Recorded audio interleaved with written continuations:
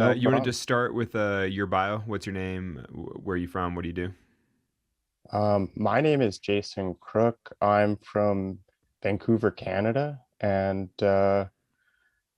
I I don't know what I do. Currently, I'm unemployed. But in general, you have been a very high level climber for almost all of your life. Yes, I started climbing at a really young age, and I was a professional climber for my 20s, basically. And when did you first hear about Patagonia? I first heard about it when I was quite young in a climbing magazine through probably just a photo of Cerro Torre. I remember showing my dad and saying, "Look at this. This looks amazing." I was a little kid at that point. Well, so it's fair to say that you've been inspired by Patagonia since you were a child. Yeah, for whatever reason, I just thought that those mountains looked impossible to climb, and I was impressed by the climbers that were able to actually climb on them. I didn't know how that was possible. And so when were you able to make your first trip there as a climber? I went with Will Stanhope. I believe I was 19 or 20, and he had actually gone down the year before with a more experienced, older climbing friend of ours named Johnny Sims. So Will kind of knew the lay of the land around El Chalten, and we were barely old enough to be able to manage a trip like that on our by ourselves. So it's kind of just the first opportunity to actually go on an international climbing expedition. Back then, it And was almost like an expedition in the sense that Chalten wasn't quite as developed as it is now. yeah, and how many trips have you made since then? At least five. Wow. And what do you guys manage to climb on that first trip? Quite a bit, actually. We started by doing a direct start to the west ridge of Poinsino, sort of the most true west feature, west aspect feature from the the start of the first pitches of climbing. I think it was attempted before, um, for sure, and we just climbed some extra pitches on the ridge, and it was quite a long route and quite a great adventure. So we did that. We also did some free climbing. We did a wild free climb on Desmochata, which is probably still very, very hard.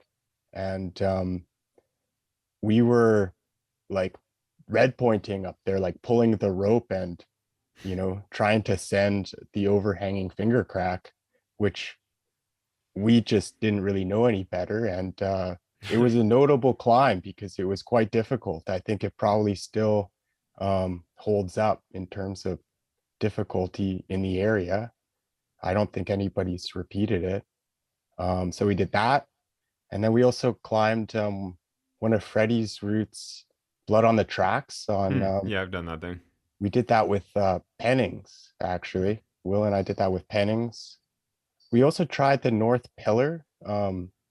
We had just done too much climbing by that point. The weather was too good. Actually, Jim Donini pronounced all ascents that year invalid because the weather was too good. So that made me kind of sad when he told me that.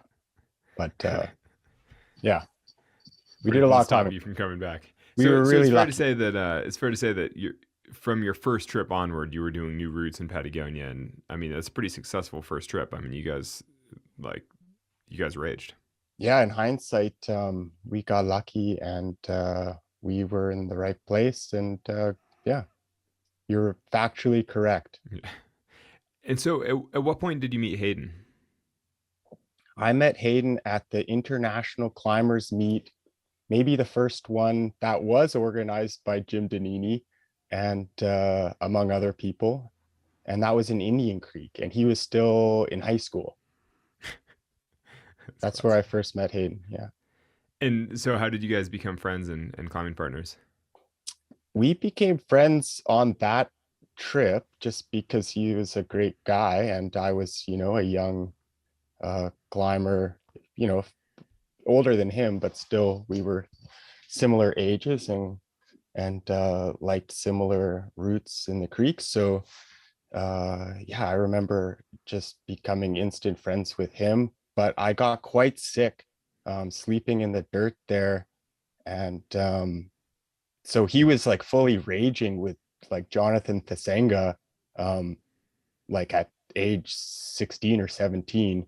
And I wasn't quite partying as hard as them. So we didn't bond really until I met him again in El Chalten.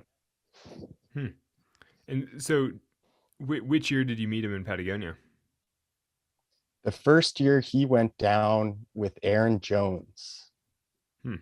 So yeah, 20, I don't know, not 2009 ish, 10 ish. What did you guys first climb together in Patagonia?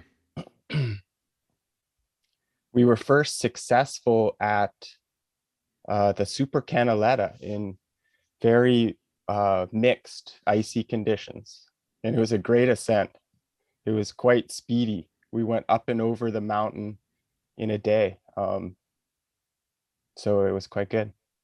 That's cool. So your first time climbing with Hayden in Patagonia, you guys climbed Fitzroy. No, we actually tried to climb Stanhart and got shut down. We probably knew we were going to get shut down. We were the only ones climbing. It was an aspirational weather window where you're Well, like, well, nobody's hiking in, but we're gonna try anyway and just see what happens.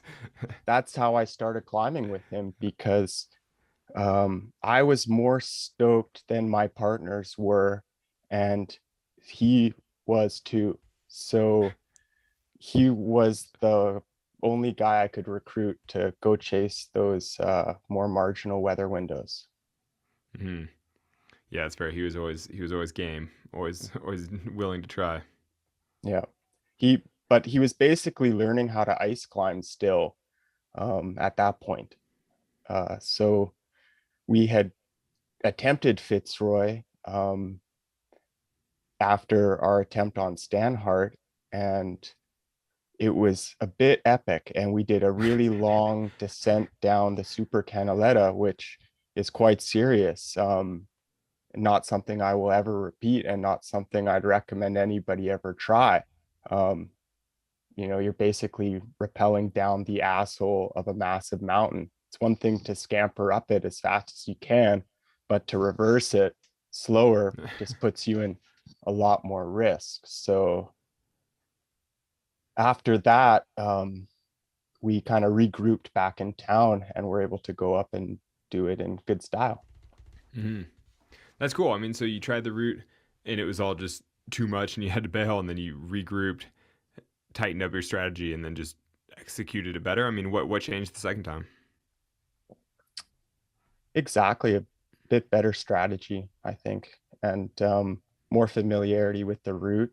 We got pretty lost in rhyme, and essentially, I think we took the wrong way. And then it's a fickle blend between the right amount of weather. When the mountains are pasted in that much rime, too much sunshine can actually be detrimental because Hmm. then the mountain just starts to melt all around you and you can't go up, and it's pretty dangerous to go down. So um yeah, I guess it was February, but we were truly mixed climbing up there. I don't think I touched rock once. I used my tools and crampons on every single move. Hmm. Um, so as soon as the sun does come out, sun's strong. Hmm. So it's just, I think we had better conditions, maybe a little less rime overall on our second attempt. And yeah, it went for it. So many things can happen. I don't remember specifically why we Yeah. bailed, but enough good reasons to go down the first time. Well, so after that, those first experiences climbing with Hayden in Patagonia, at what point did you guys plan another expedition to Patagonia together? It would have been 2 seasons later because I went the next year with my friend Chris Geisler, and Hayden went with John Gleason. And so it would have been the year next that we went back. And that's when we climbed the Torres.